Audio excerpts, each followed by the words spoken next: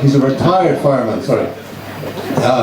His father was a fireman before him, and his brother Dave was a fireman. So we became friends over the years. Whenever I go back there, I meet him. And, well, he's just Doug. He's a kind of special fella. And a couple of years ago, he gave me a copy of a book of stories he wrote called Notes from the Firehouse. Notes from the Firehouse? He used to be a fireman. I'm not going to give any more preface because, like Jacques Derrida, I think it's a waste of time. So I'll just jump into one of his stories. It's called Batman. Yeah. Batman? Yeah. You should be able to pick up the story. Inside the house was a father and two teenage girls who were being held hostage by a lone vagrant bat. A lone what? Vagrant bat. A bat. A bat. Okay. Bat? Okay, don't fucking interrupt me again, okay? Naturally, this situation would elicit a call to the fire department for some help in evicting the hairy intruder, and that's where we came in. Now, from past fire department lore, we had learned the best way to remove a bat was with a CO2 fire extinguisher, which speaks highly as to the resourcefulness of prior members. How this method works is like this. The CO2 is discharged with a blast of cold white moisture that freezes the bat, but only if it can be totally inundated in the icy cold smoke. In turn, the frozen rodent falls to the floor with a thud and is then removed from the premises. Amazingly as it may seem, the bat soon thaws out and returns to its old rascally self and flies away. So armed with a CO2 extinguisher and some gloves, we entered the bedroom where the bat was spotted and closed the door behind us to block any chance of escape. The owner came in with us as well, apparently to lurk nearby and make critical comments whenever possible. He seemed to know exactly what needed to be done, only he needed 3 nitwits, I mean public servants, to execute the plan. We decided a box or some such item was needed to put the bat into, if indeed we did make the proposed capture. Otherwise, we would risk the chance of the bat thawing out while in our gloved hands before exiting the house. This could lead to a loud shriek from a petrified firefighter and a bat being flung high in the air. The worst part of that scenario would be that the whole process would then need to be repeated. Never mind the prospect of one of us having a cardiac arrest. Besides, it would also badly tarnish our expert bat removal title. The idea of a bat suddenly flopping about in your hands was plenty of motivation to find a small, secure container.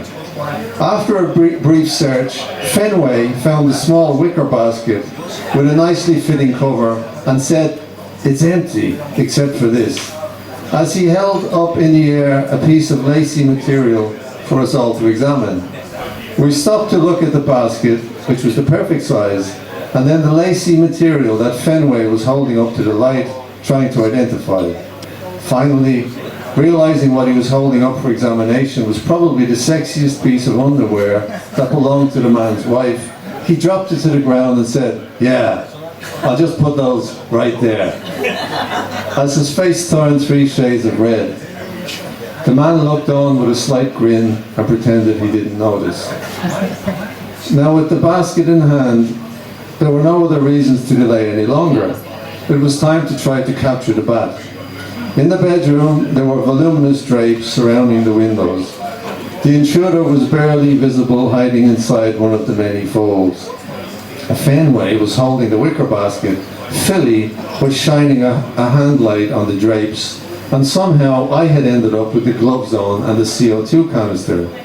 I should have gone for the basket, but it was too late now, and Fenway seemed to have a really good grip on it.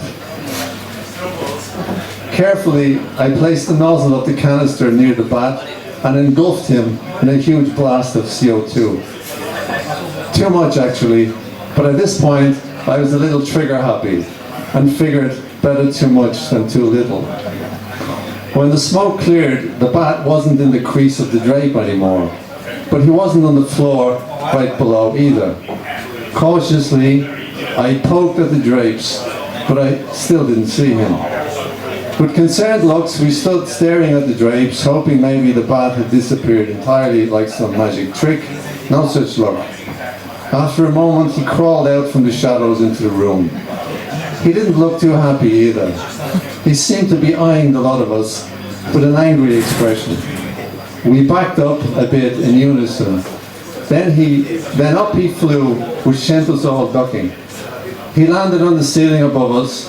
I thought to myself, perhaps the bat has made a strategic mistake, since there was no cover nearby for him to hide behind. Approaching him from the rear in an attempt not to spook him, I gave him another strong dose of CO2. This time he fell right to the floor. But he was only dazed and managed to crawl under the bed. Cautiously, Phil and I knelt down and peered under the bed. As I bent over, I inadvertently pulled the trigger of the CO2 and blasted Philly right on top of the head.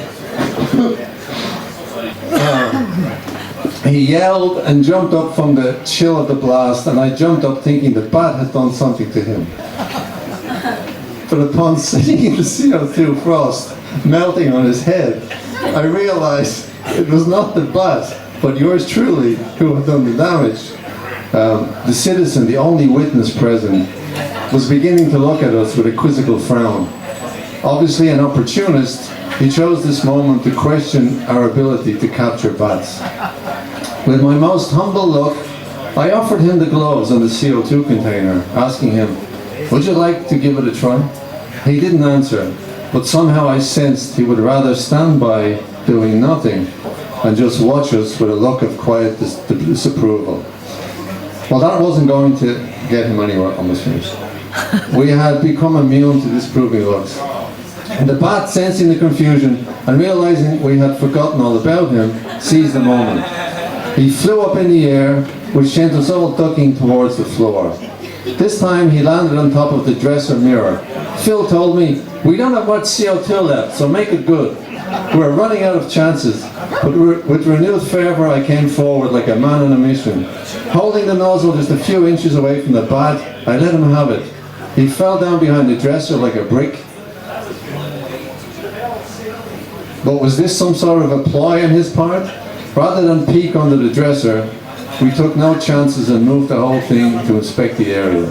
There he was still stunned lying on the floor, but I gave him another good blast just to be sure he wasn't faking. Fenway brought the basket forward, and with great trepidation plus a few flinches, I hoisted him in and quickly put the lid on. It wasn't textbook, but he was in the basket, and that's all we cared about. Thank you.